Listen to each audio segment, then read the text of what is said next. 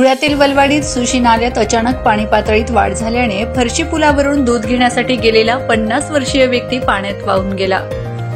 धुळे जिल्ह्यात गेल्या 2-3 दिवसापासून मुसळधार पाऊस पडत असल्याने गोंदूर तलाव हा ओसंडून वाहू लागला।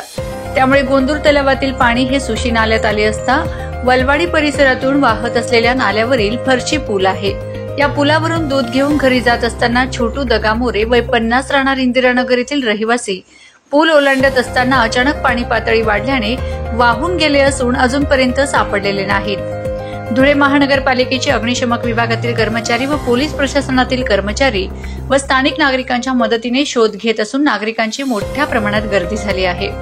गोंदूर तलाव रात्रीतून भरला तर पाणी पातळीत वाढ होईल, यामुळे वलवाडीतील सुशी नाला परिसरातील स्मशानभूमी असून स्मशानभूमीतील जाण्याचाही रस्ता पाण्याखाली गेला आहे व नाल्याच्या दोन्ही बाजूला नागरिकांची वस्ती असून पाणी पातळीत वाढ झाली तर नागरिकांच्या घरात पाणी शिरण्याची भीती नागरिकांमध्ये आहे।